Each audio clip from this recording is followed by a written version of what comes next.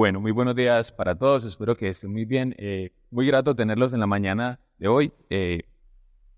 Yo sé que es un esfuerzo muy importante y pues digamos que es un tema que creería uno puede ser ajeno como a las actividades regulares del día a día, pero creo que vamos a presentar varias cosas que nos puede llamar al interés y darnos cuenta que en realidad definitivamente esto nos incumbe a todos. Bueno, yo voy a arrancar pues, claramente declaración de intereses. Nadie me patrocina lo que voy a presentar. Probablemente digamos algunas cosas impopulares, pero muy generales. Pero definitivamente es claro pues que mi interés, digamos, es netamente académico en ese ejercicio de la... Eh, digamos que en el fondo no tengo unos objetivos propios, sino que más bien tengo unas expectativas. ¿Sobre qué?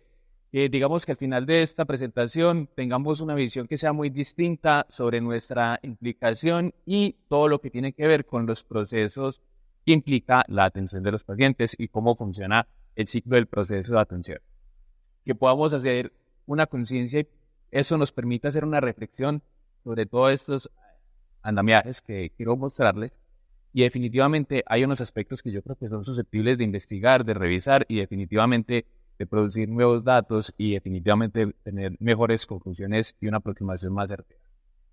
Eh, para darle paso como a todo este ejercicio, que hace poco me encontré en este post, que me pareció muy interesante porque generalmente hacemos un ejercicio en el que buscamos mucho transferir la culpa hacia los terceros.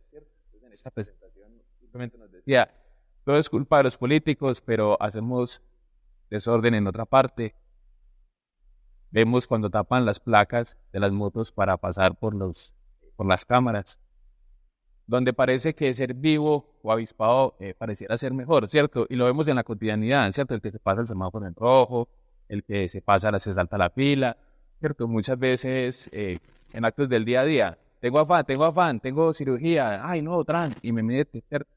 O hacemos complot de la fila, entonces baja uno y luego se meten tres, cuatro, ¿cierto? Hay actividades del día a día que nos vuelven responsables, pero que finalmente muchas veces transferimos esa responsabilidad y esa culpa a un tercero, cuando realmente podemos participar en él. Para ubicarnos en este ejercicio y en lo que les quiero presentar, les voy a esbozar una ruta grande. Entonces resulta que cierto modelo implica que los pacientes cuando llegan a un servicio de urgencias pueden llegar por sus propios medios, puede ser un taxi, puede ser un Didi, puede ser su carro particular, o pues en ambulancia, digamos que los que vienen regulados, que vienen pues en un proceso de remisión. Su primer paso es un registro, que aquí hay que hacer una salvedad muy importante, que el registro no es igual a validar datos ni derechos, ni mucho menos. El registro implica simplemente que aparezca en nuestra historia clínica y en nuestra oportunidad para conocerlo en el tablero.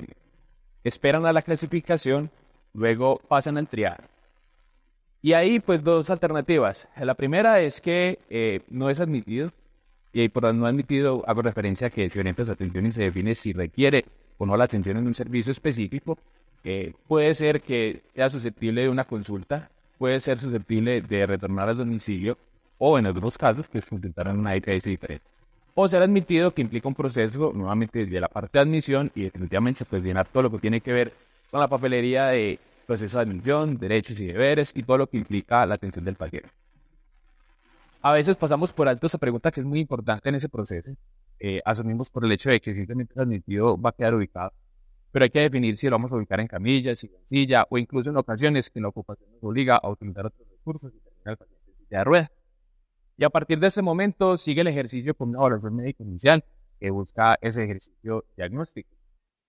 Y ahí a que generalmente vamos a pasar a un proceso, el cual hoy en día, por la progresión de la enfermedad y la historia natural, es frecuente que el ejercicio fisiológico sea el pilar fundamental, sino que generalmente son las imágenes diagnósticas y todo lo que tiene que ver con paraclínicos, ¿cierto? Entonces vamos a pasar un ejercicio de ayudas diagnósticas, luego a su interpretación y en algunos casos a esa consulta de lo que es entonces el especialista, digamos que si lo traemos a colación a este caso, o incluso si llevamos este ejercicio a la zona rural o cuando estén por allá en su ¿cierto? A que ustedes tomen una decisión y esa decisión implicará el paciente se quedar en una estancia hospitalaria o incluso si necesita una mayor detención. ¿Por qué les traigo este esquema o este bosquejo? Entonces resulta que cuando uno mira esta parte de ocupación y lo enfoca desde el servicio de urgencias, se puede desplegar un amplio rigor en la literatura y hay muchos nexos y muchos nodos que nos permiten encontrar varias cosas. Entonces, sobre este gran mapa, yo voy a trabajar estos 4 puntos. Ya vimos una ruta general y vamos a mirar entonces un aspecto que tiene que ver con la demanda y definitivamente con la estancia, un aspecto que tiene que ver con la resolutividad y definitivamente con el rendimiento, que digamos serán los focos y los pilares fundamentales de este ejercicio. Entonces, empecemos con estos dos, la parte de la demanda y la relación con la estancia. Entonces, aquí el punto radica en que, si lo vemos desde la parte de urgencias, casi que muchas veces lo consideramos un sinónimo de acceso y termina como dirigiendo el punto central hacia ese foco. Es decir, las personas buscan el sistema de salud muchas veces a través de urgencias. Terminamos siendo quienes orientan ese proceso de atención y quienes marcamos el ejercicio a través del cual o la ruta sobre la cual el paciente va a estar determinado. Y este acceso implica que en ocasiones identificamos personas por fuera que requieren iniciar un proceso de atención, que requieren acceso. Y eso nos lleva a que así lo tratemos de negar, y puede que esto sea una de las cosas populares que les digo, existe una cosa que es mejor tratar de entenderla, convertirla en un ejercicio nuevo, que tratar de negarla y rechazarla. Y se trata sobre la consulta inducida. ¿A qué me refiero con una consulta inducida? Es que entonces algunas personas van a requerir iniciar un proceso de atención, requieren una atención urgente, dependiendo del estado en el cual se encuentra su enfermedad, pero que eventualmente no tienen una consulta espontánea, sino que es la detección de un clínico quien dice, venga, es que usted está enfermo y necesitamos empezar esto ya. Entonces es ahí donde, digamos, podemos empezar a tener este concepto. Les voy a presentar las estadísticas. Empezamos a hacer un ejercicio muy importante en el servicio a partir del mes de marzo y empezamos a evaluar cuántas personas llegan de forma espontánea, cuántos llegan remitidos y cuántos vienen en una consulta inducida. Es decir, un especialista le dijo, venga, váyase por urgencia. O necesito un ingreso por urgencia. Si podemos observar, digamos que esta proporción en términos de la consulta inducida y los remitidos son equiparables, ¿cierto? Pero si bien hay que tener en cuenta que no es un valor para nada despreciable. Es decir, hay una gran parte de los pacientes que acuden al servicio de urgencias bajo la instrucción de un especialista. Y voy a desglosar aún más este ejercicio. Entonces resulta que para poder, digamos, tener mayor precisión, ¿qué es lo que se ha hecho para entender este fenómeno? Decir, bueno, ¿quiénes generan consulta inducida? ¿Quiénes son los que más lo generan? Y hago la salvedad, esto aplica para nuestro servicio. Entonces resulta que encontramos que estas son las especialidades que más nos envían pacientes al servicio de urgencias. Especialidad en neumología, cardiología, tenemos otras con menor frecuencia, ¿cierto? Por acá otros eventos, digamos que de una índole distinta. Entonces fue necesario, digamos, desplegar un poco más este ejercicio, ¿sí? Quiere decir que a la consulta inducida, aproximadamente el 39% de esos que le decían, oiga, vaya por urgencias, corresponde a estas dos especialidades. Incluso estamos discriminados, ¿cierto? Unas personas prefieren más que otras a que se haga la autoevaluación, ¿cierto? Entonces, tenemos cardiólogo número 3, ya 14 pacientes en este lapso de tiempo, el cardiólogo 1 mandó 14, el cardiólogo 4 mandó 11, el cardiólogo 7 mandó 10, el neumólogo 5 mandó 5, el neumólogo 4 mandó 13, el neumólogo 1 mandó 15. Entonces podemos identificar que hay una presión sobre el servicio que debemos de tener en cuenta. ¿Qué impacto tiene el hecho de que entonces debemos asumir un fenómeno que es inherente y que no podemos negar? Más bien es tratar de entenderlo. Esto tiene una implicación muy importante porque digamos que nos empiezan a arrojar datos. No podemos hacer un juicio de valor, no podemos decir correcto o incorrecto, apropiado o inapropiado. Hay cosas que hacemos que pueden ser obligatorias, otras que son inapropiadas por naturaleza, pero definitivamente si vemos la relación con la estancia, hay otra implicación muy importante. Entonces resulta que de ese argor de esos pacientes que fueron consulta inducida, se hospitalizan. ¿Qué sucede? Y cuando hacemos una consulta inducida, hay que evaluar qué pasa después. Y resulta que, miren, estos son los números de días de estancia hospitalaria y el número de pacientes que se ven ingresados bajo las circunstancias. Entonces, ¿qué sucede? Hay un número de pacientes que tiene un solo día de estancia hospitalaria. Ahí es donde deberíamos hacer el primer ejercicio de evaluación y preguntarnos, ¿cierto? Si yo soy uno de estos que hace esa consulta inducida, que estoy enviando a un paciente por urgencias para que se ingrese, para que tenga acceso, debería hacer esa trazabilidad e identificar, hombre, es que lo dejé un solo día. La pregunta ahí natural sería, ¿ese paciente debía consultar o debía tener un acceso por urgencia? ¿Por qué su estancia fue tan corta? ¿Qué propósito teníamos en esa circunstancia? Y eso nos lleva en primera instancia a un ejercicio de autoevaluación.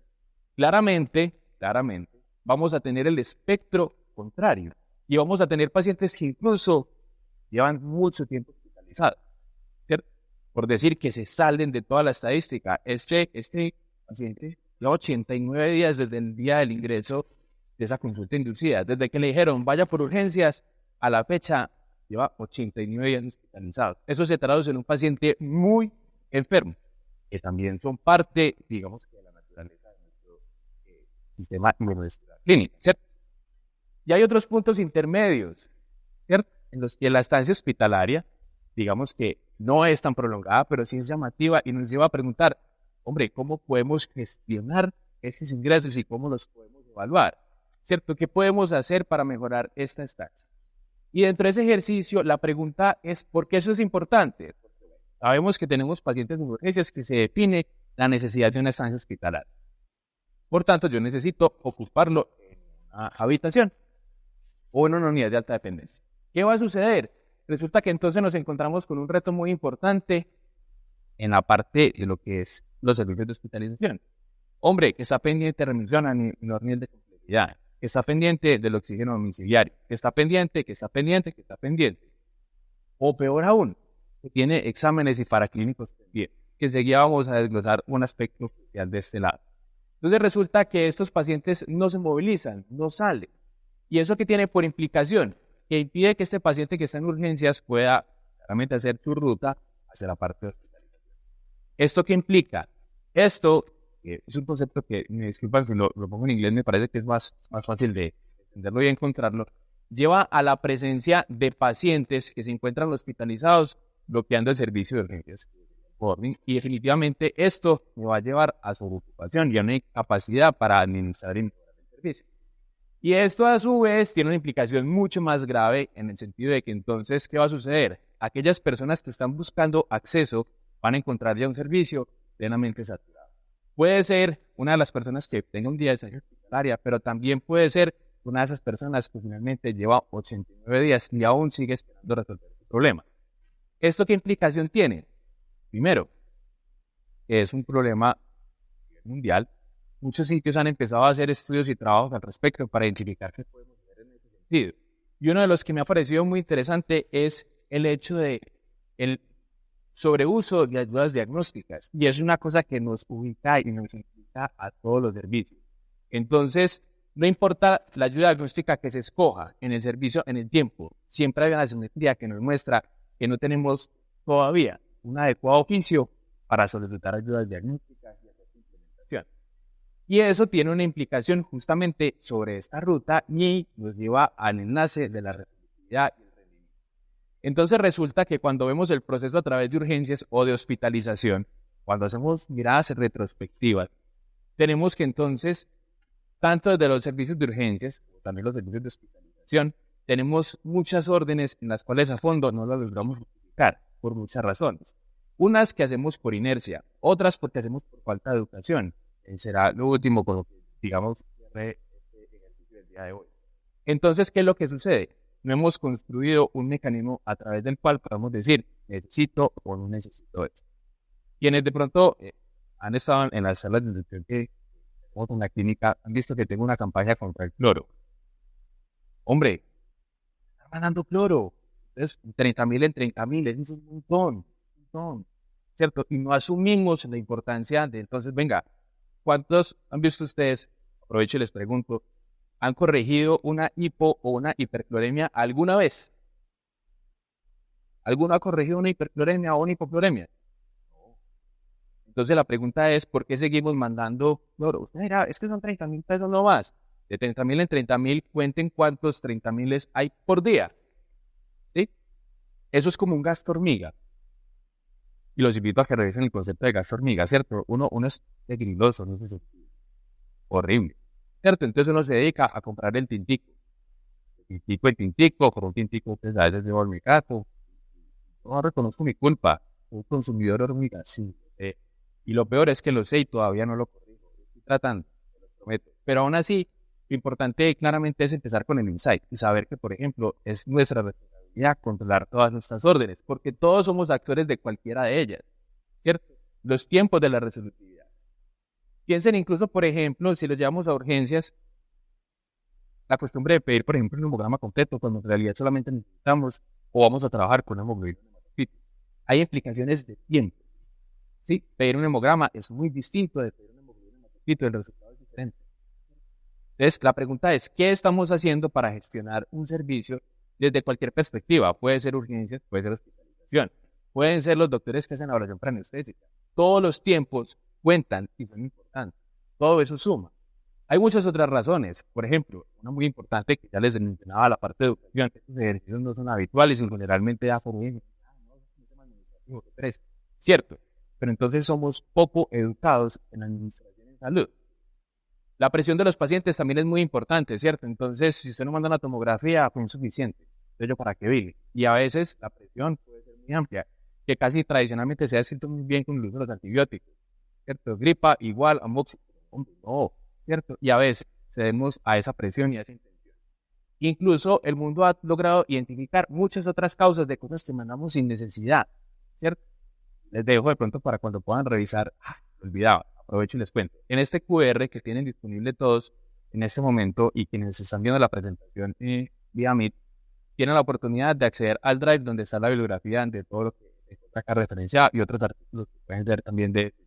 Entonces acá en este link van a encontrar en el Drive todas esas tablas y toda esta información para que la puedan disfrutar, la puedan sentir de primera mano. Entonces, eso nos lleva a otra pregunta. ¿Lleno es malo? Y aquí es necesario suscitar la respuesta por excelencia de cualquier académico en proceso de formación. Depende. ¿De qué depende ese si lleno es malo? Estoy lleno porque estoy recibiendo entradas y estoy generando un movimiento y estoy generando el mayor impacto que es la atención en salud. Pues estoy lleno de cosas que no necesito y que no me van a aportar ni tanto a la institución, ni va a cambiar el desenlace del paciente. Hay unas salvedades muy importantes y unos puntos claros que hay que entender, ¿cierto?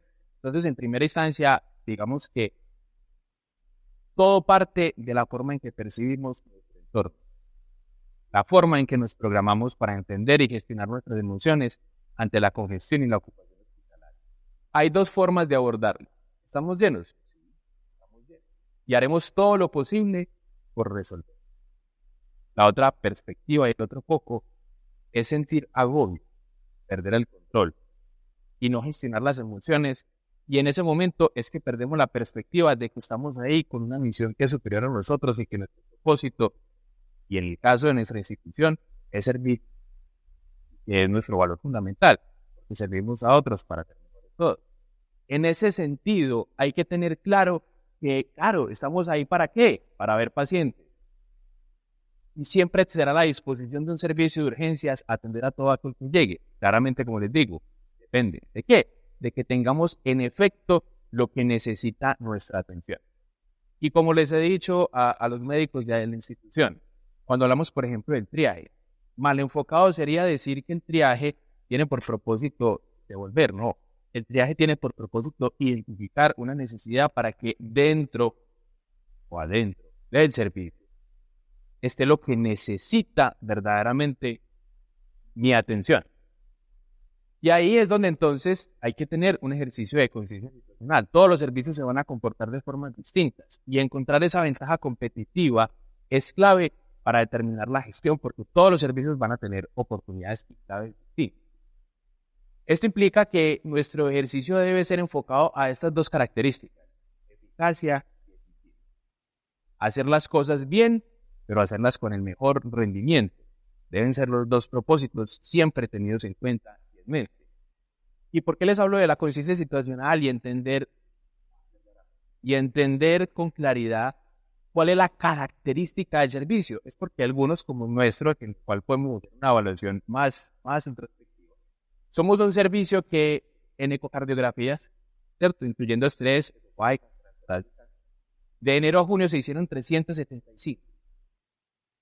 Si uno lo compara con un servicio ambulatorio que lleva más o menos 4.802 en todo este tiempo, mira, pues, pareciera un valor bajo.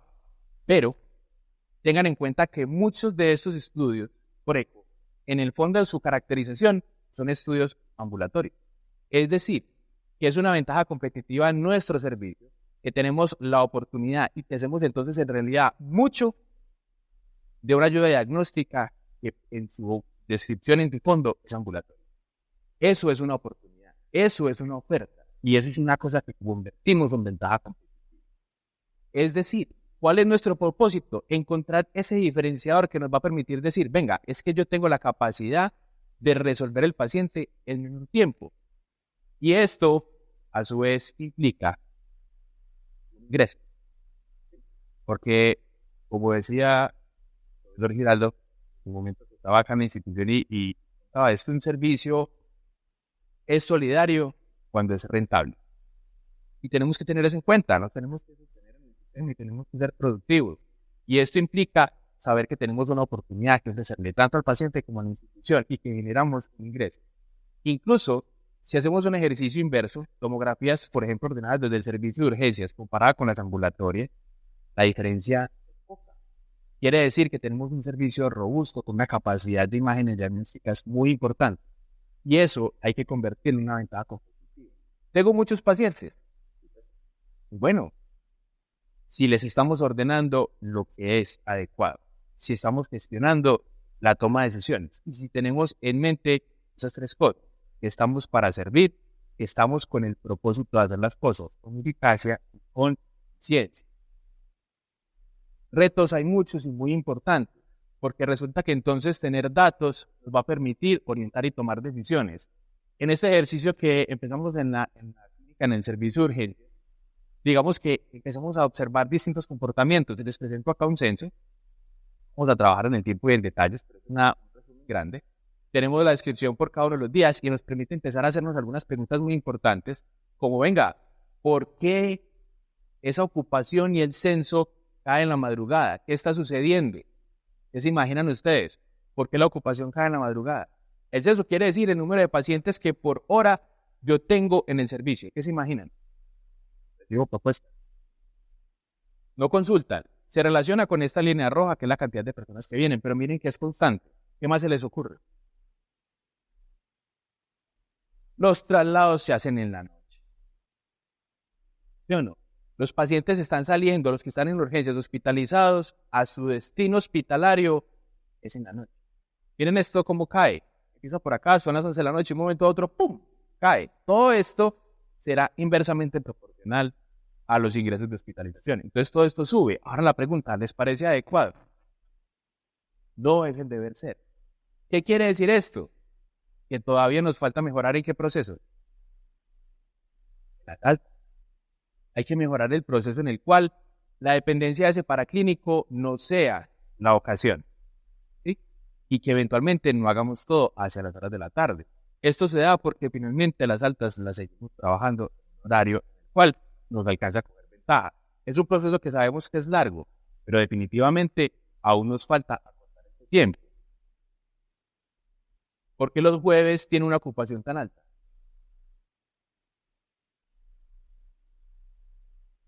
¿Qué más se les ocurre? ¿Por qué creen que los jueves hay una ocupación tan alta? Esas son observaciones. Falta más. Por eso es un reto. Pero hay algunas aproximaciones que podemos hacer ahora. ¿Qué se les ocurre? ¿Por qué esos jueves están altos? Por la capacidad. Entonces, con la incapacidad. No, para el fin de semana. Nadie se quiere quedar el fin de semana aquí metido. ¿Por qué? Entonces, ¿qué es lo que pasa? Las personas tienen un aumento en la consulta los días de la semana. ¿Sí o no? Entonces, los jueves son un momento en el cual la ocupación es muy alta. ¿Por qué? Porque hospitalización está ocupada, no ha terminado de resolver, no ha hecho en lo que está. ¿De qué? de todo lo que le ingresamos el lunes y martes. El miércoles es el ombliguito, pero el que lleva todo el golpe son los días jueves. Hay que hacerse otras preguntas, como por ejemplo, se relaciona mucho a esto. Miren que los lunes es un día que no tiene mucha ocupación porque terminamos de resolver lo que hay en la semana, pero es el día que más estamos ingresando gente. La frecuencia con la que hay consultas es similar en todos los días. Sin embargo, los lunes termina siendo un día en el que arremete con fuerza contra el servicio. Es clásico, casi que predecible, ¿cierto? Uno sabe que va a empezar semana y dice, hoy es. Lo peor es que lo sabemos, pero ocurren dos cosas importantes. No lo hemos documentado y no lo estamos interviniendo. Ya tenemos unas aproximaciones, tenemos unos datos, pero hay que empezar a pensar qué hacemos con esto. Esto nos ha permitido entender que existen unos movimientos en la semana que tienen comportamientos distintos, que atienden a la naturaleza de nuestros procesos y de cómo estamos moviendo las cosas. Es momento de reconocer que existe la consulta inducida. Lo sabemos. Debe arremeter contra todos los servicios de urgencia. Llega un punto en la necesidad de decir, venga, tenemos este comportamiento, por favor, ingrésenme los pacientes. Usted cree que están muy enfermos, que necesitan atender urgencias, bien. Eso lleva un compromiso. Es ese compromiso que si usted sabe que ese día usted va a hacer esos ingresos, esté mucho más pendiente de ese servicio que va a recibir todo el golpe de esa cantidad, de que no solamente son los espontáneos, sino también los que ya se identificaron que se requiere esa atención. ¿Cierto? Y eso nos va a permitir focalizar el acceso y poder controlar o por lo menos empezar a entender el fenómeno y decir, venga, ya sabemos que esto existe, dejemos de negarlo. ¿Qué vamos a hacer con él? ¿Cómo lo vamos a gestionar? Hagamos un compromiso, venga, listo, tráigamelo un día en específico, pero esté muy pendiente porque sabe que ese día es suyo.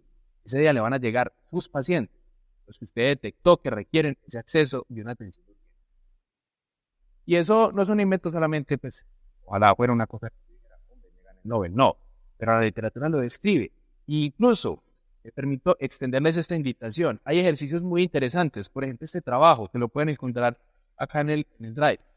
Muy interesante, cómo nos dicen, venga, es que son los propios servicios de las especialidades los que identifican cómo pueden impactar esas cosas innecesarias que estamos generando. ¿Por qué? Porque el mejor control y la mejor auditoría no es un externo, es el mismo grupo. Entonces, en este trabajo tan interesante que hicieron en el Departamento de Medicina Interna, no estoy diciendo que los principales son los internistas, dice el artículo, que dice, hombre, dijeron, pongámonos las pilas, vamos a hacer una revisión y vamos a mirar de forma retrospectiva qué estamos mandando mal. Y se pusieron una meta y dijeron, vamos a hacer un trabajo de educación y nuestro propósito va a ser la reducción del 5%. En esta institución, pues extremadamente significativa la capacidad de decir, venga, es que estamos mandando una creatinina todos los días. Todos los días una creatinina, todos los días el mismo valor. ¿Qué estamos haciendo? ¿Sí? Entonces una invitación a que nosotros mismos podemos ser los entes del cambio y como les decía, no trataría esa responsabilidad y hacer una evaluación. Incluso les propongo, los invito a que incorporemos este tipo de estrategia. Esto aplica a todos los servicios, no solamente, aclaro, no solamente a medicina interna, esto aplica a todo el proceso. Y que pueda decir, venga, vamos a pensar en OKR. Ustedes me dicen, vamos a montar eso. Doblegamos el trabajo necesario. ¿Qué es un OKR? Es buscar unos resultados clave. Sencillo. ¿Cuál va a ser nuestro objetivo? Vamos a disminuir esa estancia en 2%, 3%. No hay que ser ambicioso para lograr mejores resultados. Hombre, quiero disminuir o quiero aumentar ese giro cama. ¿Cuánto lo quiero aumentar? Un 1%, más que suficiente. ¿Cuáles son esos resultados claves que usted quiere? Hombre, quiero mejorar el proceso de giro cama. Voy a buscar entonces mandar menos paraclínicos innecesarios. Voy a mejorar el proceso de alta espera. Y cada uno de esos objetivos va a tener una acción y esto se tiene a corto plazo. Eso se monta para un mes, 2 meses.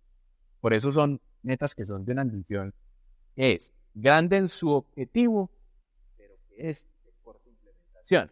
Es una invitación que sale al identificar estos datos y saber que podemos hacer unos cambios importantes. No puedo pasar por alto, siendo el jefe del servicio de hospital día, hacerle promoción al propio servicio. Considerar que existen estrategias muy importantes. En el caso de la institución, considerar, por ejemplo, la hospitalización parcial como una alternativa en la cual tanto desde el servicio de urgencias, yo puedo identificar a los pacientes que son susceptibles de una terapia de alta intensidad, que no es susceptible de medicina domiciliaria, que requiere una vigilancia en un servicio hospitalario, pero que no tiene que estar en una internación intramural. O que desde la hospitalización, yo puedo decir, mejoró, todavía le falta, no lo suficiente como para una medicina domiciliaria, pero sí definitivamente para que esté en su casa y venga a unos tratamientos específicos. Entonces, hay alternativas que podemos contemplar como la hospitalización parcial. Existen estrategias que nos invitan a pensar, venga, pilas, que entonces hay que tener en cuenta que hay que lidiar con entonces esas intenciones de algunos pacientes que quieren ayudas diagnósticas de alto valor, ¿cierto? ¿Qué podemos hacer para gestionar esas solicitudes y esas demandas? Y también hay formas de preguntarnos para tomar decisiones compartidas. Hombre, ¿será que ese paciente sí requiere ese estudio? ¿Vos qué pensás? El famoso watch and wait.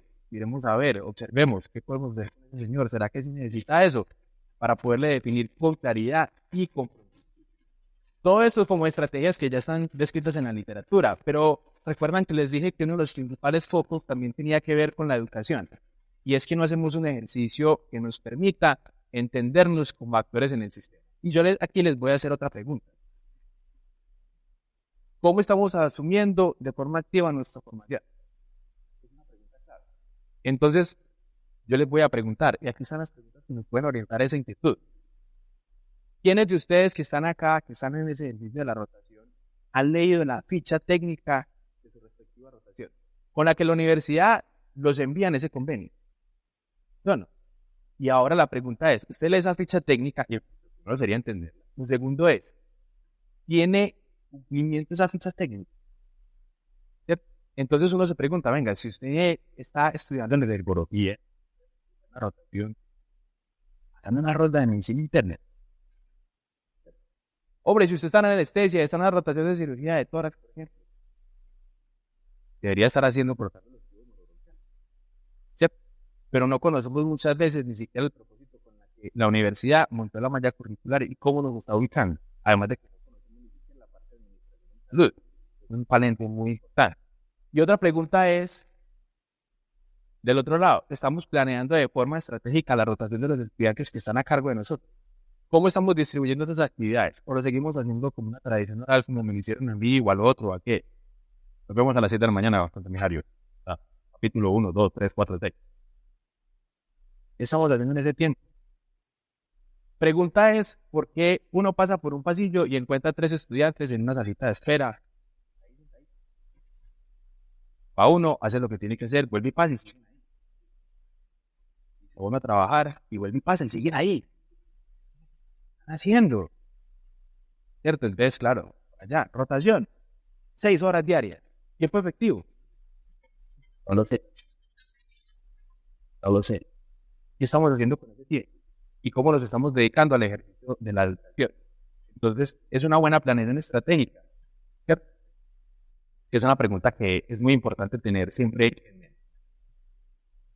Definitivamente es necesario agradecerle a todo el personal, me refiero a todo el personal, todo lo que tiene que ver con las personas que nos ayudan con la limpieza de los servicios de urgencias, con las personas que dan las altas, las autoridades administrativas, los terapeutas, los auxiliares, los enfermeros. Son muchas personas que intervienen en el proceso y que definitivamente sin todos ellos la gestión de los servicios sería imposible y todos son parte de ese engranaje que es fundamental. Les agradezco mucho por su atención, espero que tengan alguna de las acá está el código para que puedan utilizar la parte de la asistencia del presente.